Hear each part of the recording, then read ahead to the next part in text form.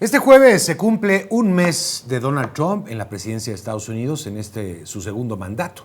Un mes que en términos de intensidad en información podría ser un año o incluso más.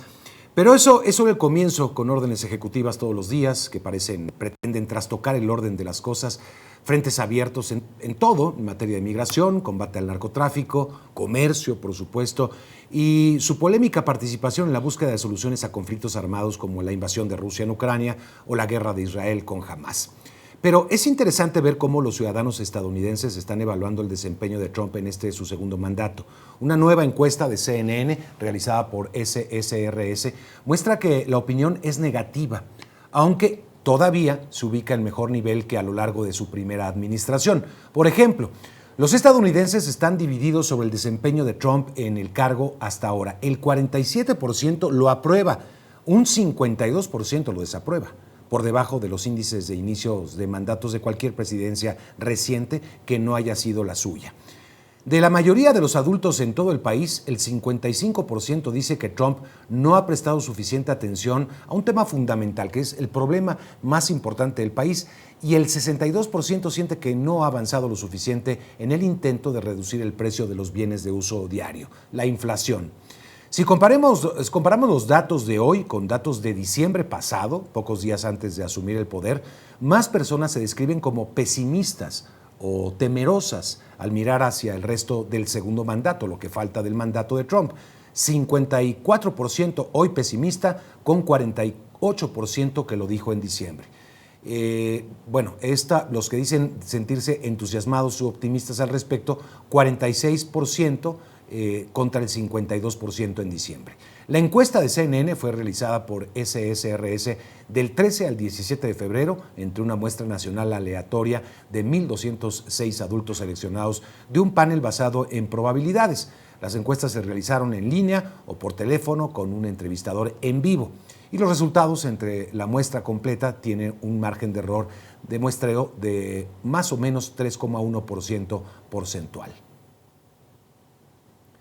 Un mes después de la toma de posesión de Donald Trump como presidente de Estados Unidos, el impacto de los cambios en la política migratoria y económica ya se sienten en México. Las nuevas medidas anunciadas desde sus primeros días en la vuelta a la Casa Blanca incluyen aranceles, algunos en pausa, otros ya programados para entrar en vigor en menos de un mes. Valeria León ahonda en este primer mes de acciones que apunta a la transformación en la relación bilateral. Los efectos de la era Trump 2.0 se sintieron desde el primer día. La frontera de México y Estados Unidos se convirtió en el epicentro del endurecimiento de su política inmigratoria. A horas de tomar posesión como el presidente número 47 de Estados Unidos, eliminó la aplicación que permitía a migrantes solicitar asilo en este país, conocida como CBP One, con consecuencias inmediatas. CNN documentó las reacciones de miles de migrantes varados en Ciudad Juárez. Sabe el sufrimiento que tengo. Una de ellas fue Margeli, a quien acompañamos la madrugada del 20 de enero, día del inicio del nuevo gobierno, en el puente internacional que conecta con El Paso, Texas. Me siento muy mal, porque son muchas cosas las que ha vivido. Y ahorita estoy pasando por un proceso difícil. Como ella, miles quedaron sin rumbo viviendo en refugios temporales para migrantes. Mientras que en el muro fronterizo la seguridad fue reforzada, tal como el republicano prometió en campaña. 2 días después de su toma de posesión, ordenó el despliegue de miles de soldados adicionales a la frontera sur, inicialmente 1,500, según el Departamento de Defensa estadounidense. Algo que analistas como José Carreño Figueras consideran un acto intimidatorio. Intimidatorias, es el estilo de trabajo del señor Trump, son intimidatorias, son en alguna manera retaliatorias también. El problema, la gran tragedia y la gran gloria de México es que estar junto a los Estados Unidos. Entonces somos quizá los primeros beneficiarios cuando les va bien y los primeros malditos cuando están en su modo nacionalista. Otra amenaza, la imposición de aranceles del 25% a productos mexicanos. aunque la presidenta Sheinbaum logró un respiro de un mes para negociar, a cambio del envío de 10,000 integrantes de la Guardia Nacional a la frontera para, entre otras funciones, detener el tráfico de fentanilo a Estados Unidos. Finalmente, pues llegamos al acuerdo que está en el acuerdo que se puso de poder poner más guardias nacionales en la frontera norte para proteger la frontera y evitar el tráfico de drogas y en particular el tráfico de fentanilo de México hacia Estados Unidos. Pero la imposición de los aranceles al acero y al aluminio de múltiples países, incluido México, no han conseguido impedirse. El 10 de febrero, Trump decretó que entrarán en vigor el próximo 12 de marzo, algo que el secretario de Economía de México considera un retroceso en la relación comercial bilateral. Dice a veces el presidente Trump, sentido común. Bueno, le tomamos la palabra, sentido común. No balazo en el pie, no destruir lo que hemos construido los últimos 40 años. Es la instrucción que tengo. México es el tercer exportador de acero a Estados Unidos, solo detrás de Canadá. En 2023, Estados Unidos importó cerca de 26 millones de toneladas de acero, de las cuales 3.8 provenían de México, según datos del International Trade Administration, un organismo del gobierno estadounidense. Los aranceles podrían generar una recesión en México, de acuerdo con la calificadora Fitch Ratings, algo que el gobierno de México busca evitar con una tregua arancelaria. Además del desplazamiento de tropas a la frontera, el cierre de la aplicación CBP One y la imposición de aranceles al aluminio y acero, en su primer mes en la Casa Blanca, el presidente Donald Trump también firmó un decreto que cambia el nombre de Golfo de México a Golfo de América, esto al menos en la aplicación Google Maps para usuarios que se encuentran en Estados Unidos. El cambio de nombre, según la orden ejecutiva firmada por Trump, es para honrar lo que denomina la grandeza estadounidense. Este y otros cambios en tan solo un mes del nuevo mandato de Trump apuntan a una nueva relación entre los vecinos y principales socios comerciales, México y Estados Unidos. Valeria León, CNN, Ciudad de México. Y precisamente cuando se cumple un mes de la llegada de Trump a la Casa Blanca, un 52% de los participantes en la encuesta de CNN, a la que les hacía referencia hace unos minutos, cree que Trump ha ido demasiado lejos en el uso del poder presidencial. ¿Cómo podría afectar estos supuestos excesos a México? Bueno, vamos a analizarlo. Se suman al programa analistas internacionales, Ileana Rodríguez Santibáñez, del Tecnológico de Monterrey, y Adolfo Laborde, de la Universidad Anáhuac. Gracias a los dos por estar con nosotros aquí en Perspectivas. Y quiero comenzar contigo, Ileana. A ver, una evaluación, sé que es poco tiempo, pero ya tenemos bastante materia como para hablar de ello, de este primer mes de Donald Trump. Ileana. Claro que sí, inauguremos el tema con 78 acciones ejecutivas o declaraciones ejecutivas que dan un revés a la administración de Biden. Niega lo que se hizo y comienza a instalarse en el poder negando lo que se hizo estos 4 años por los demócratas.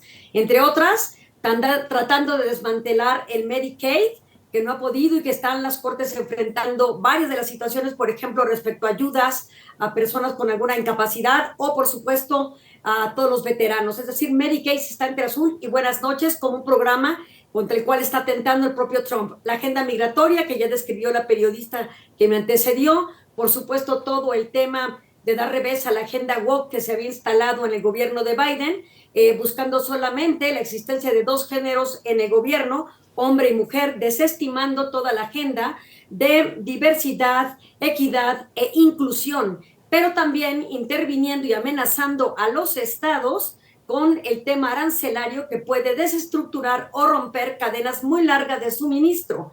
Y por supuesto tenemos las amenazas con diferentes hechos como lo del Canal de Panamá, lo de Groenlandia y lo más temerario en los últimos tiempos, la amenaza de negociar sin una Ucrania presente en la negociación con Vladimir Putin. Todo esto nos muestra la capacidad de un hombre que ha utilizado como estrategia la incertidumbre como herramienta para presionar a todos sus aliados y no aliados. Vamos a ver cómo le sale esto al interior del Estado y, por supuesto, los impactos que tendrá en la agenda internacional ahora que Europa está en descontento por no haber estado sentada a la mesa en las negociaciones posibles que se tendrán frente al conflicto en Ucrania, Mario? Sí, no, mencionas muchos otros aspectos que no los hemos todavía mencionado, y habría otros como el anuncio de la salida de Washington de la OMS o del Acuerdo de París, entre otras cosas. Adolfo, tu punto de vista. Hola, buenas tardes, saludos. Bueno, además de lo que ya se mencionó, también hay que considerar el desmantelamiento de la burocracia en Estados Unidos, la renuncia a un programa internacional que les funcionó muy bien o para mal, el USAID, que fue la punta de lanza de la política, de la diplomacia, el soft power, que así se le conoce. Además de ello, la reconfiguración del sistema económico internacional, de la estructura política internacional.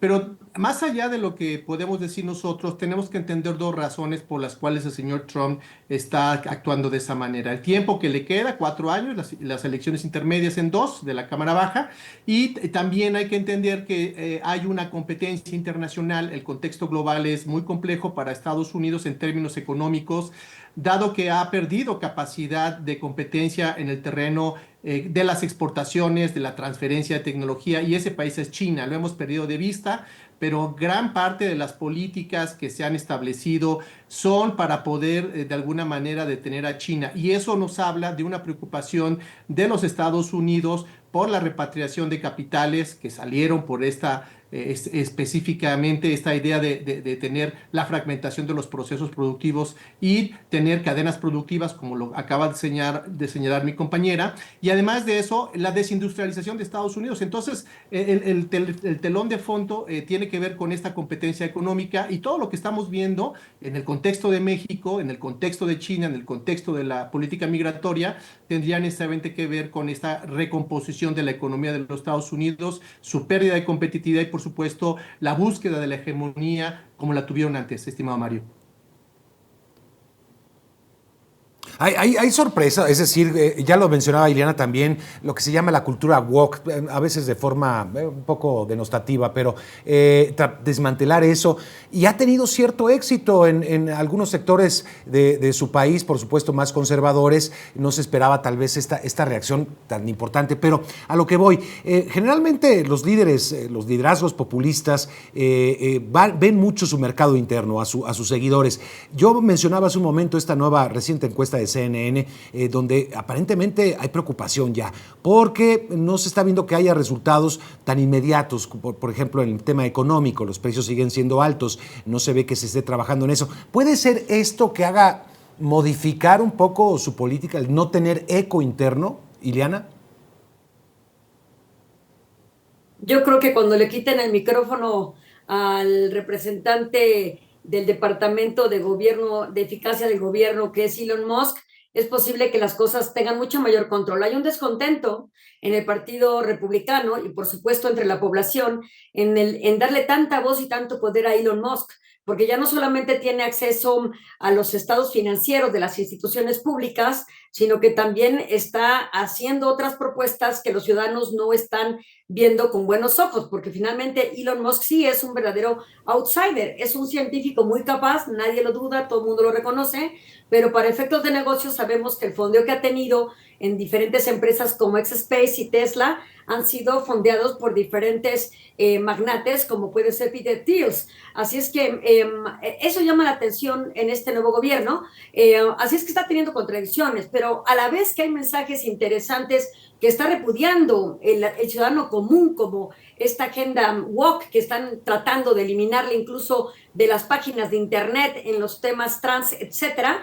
Bueno, pues lo que están observando es que hay propuestas como, por ejemplo, quitar el impuesto sobre la renta, y ese tipo de iniciativas, por supuesto, puede resultar verdaderamente atractivas, además de que hay batallas abiertas en varios frentes en materia de tribunales litigiosos que están echando en reversa varias de las propuestas que tiene. Adolfo Laborde contaba precisamente, faltan 2 años para que se renueve el Congreso. Él está buscando posicionarse en estos 2 años para tener la continuidad y terminar todo su proyecto en los 4 años que tiene. Pero de cara a estos 2 años, si en este momento no sale adelante, le va a pesar porque no tendría la mayoría necesaria que requiere para mantener todos los ideales y objetivos que se planteó durante la campaña y que son los que está posicionando en este momento. Así es que es muy errática la agenda de Donald Trump. Por una parte dice una cosa un día y por la siguiente parece ser que hace otra o dice otra. Sin embargo,